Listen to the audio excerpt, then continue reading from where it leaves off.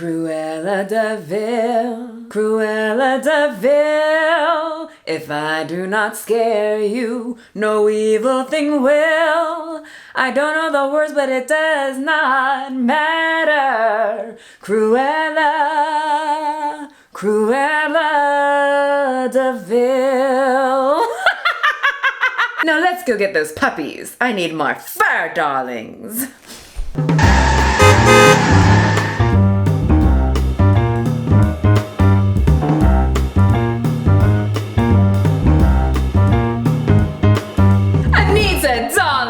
Pick up the puppies. Where are they, darling? Where are they? The puppies, where are they? They're beautiful. Hello, my future fur coats. You look mad. What is wrong? Anita, darling, what is wrong with your creature's eyes? Don't even think about coming near my kids, Cruella. Is this normal? Why does my skin feel like it's burning? I told you not to mess with my kids, Cruella! What are you doing to me? Stop that! Stop that! Stop it! You see the drippy, I'm fitted up. Hop in my car and the giddy up. Secure the bag, yeah, I get the bus. Pick it up, pick it up, pick it up. This video is sponsored by me and my lifetime support group, where you get a 12-week gym program, a at-home workout program, and group Zoom boot camps almost every Saturday, where my clients look at me like this as I constantly say, "We're almost done, guys. I promise." Along with staying in a very active Facebook support group full of nerds with a tad bit of Disney villain for life.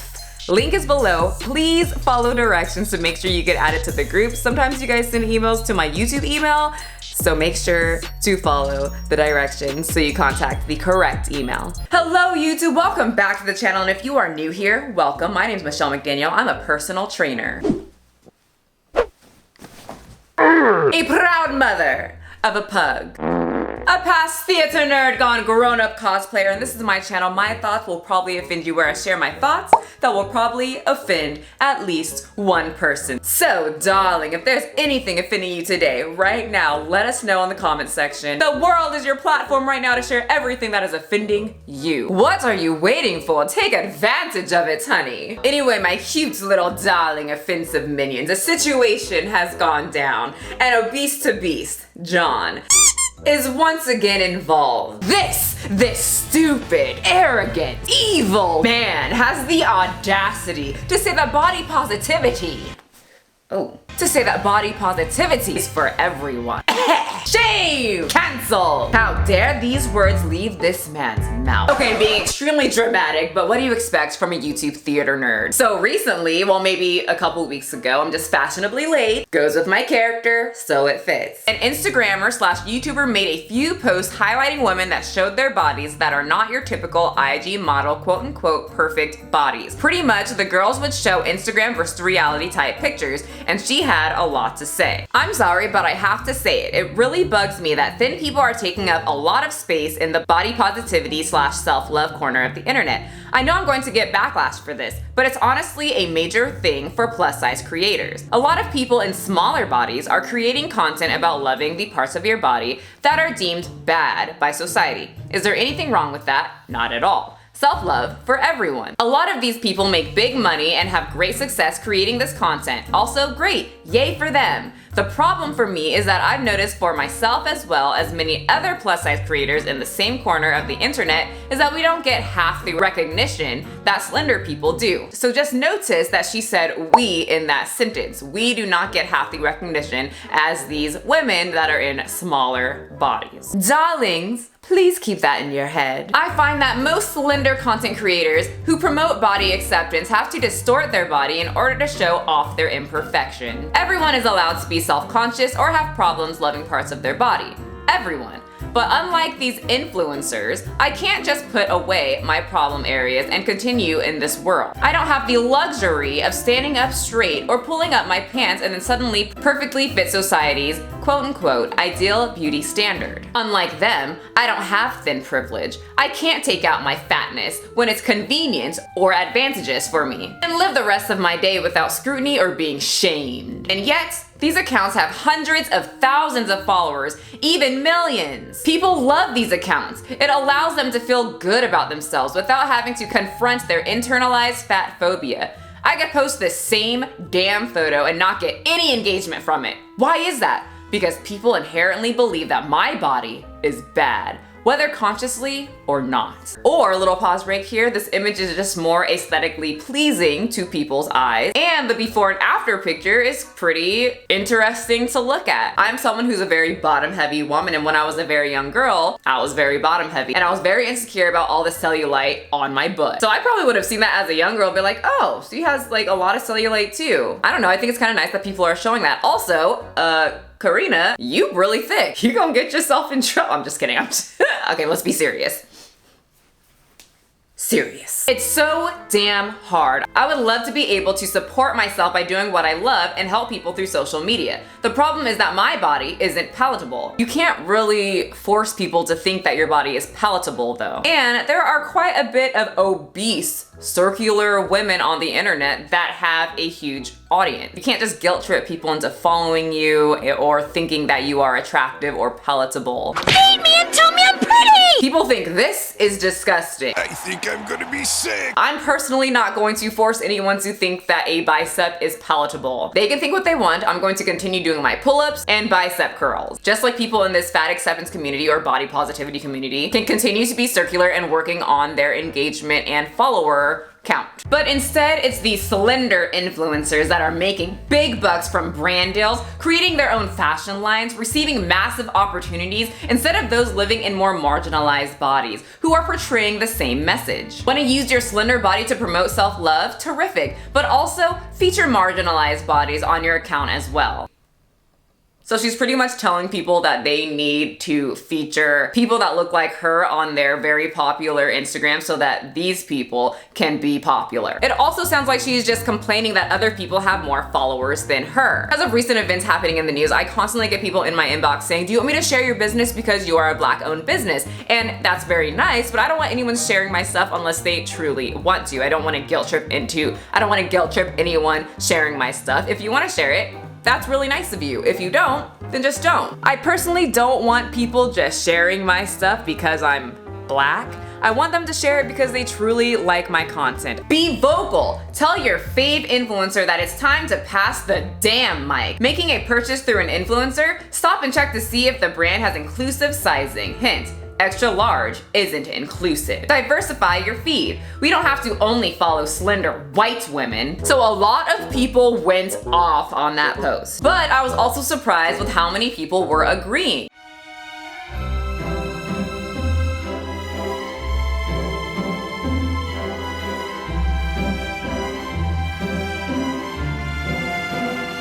In the beginning, she was getting way more positive responsive than negative. She put a video and post out on how she was very happy people are discussing the issue and even thanked the people who disagreed with her. Love all the conversations that are going on. Thank you for including me. I love to hear what everyone's talking about. I love it. I've also been getting some negative comments. Obviously, it's gonna come with the territory. But then the menacing, evil, slimy John, aka Obese to Be, slithers his way into the comment section. How dare he? I have massive amounts of loose skin. Am I allowed to post about body positivity? Why do you get to deem who gets to be body positive or not? And she comes back and says, body positivity is for fat people of color. Well, I learned something new today. People didn't take that comment very well at all. And she got a ton of backlash for those 8 words. So as I was reading this, because you guys tagged me a lot, I had no choice but to see what was going on. I thought maybe she just kind of responded super quick and she was getting some backlash and she was tired of responding and she just, you know, responded very quickly and a little more in the cold region of responses. So I thought, girl's gonna come back and say, hey, I'm sorry, I was acting crazy. I commented a little too quickly. That's not what I meant.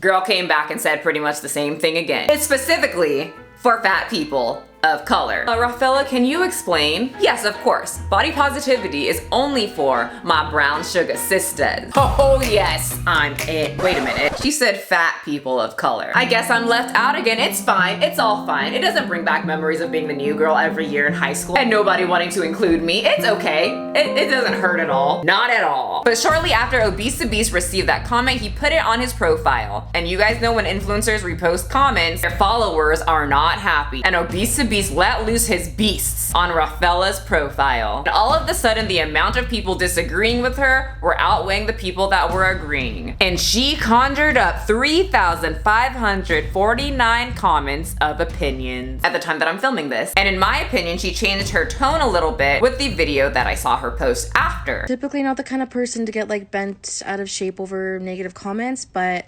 I don't know what happened, but I can't even look at my posts right now. They're so bad.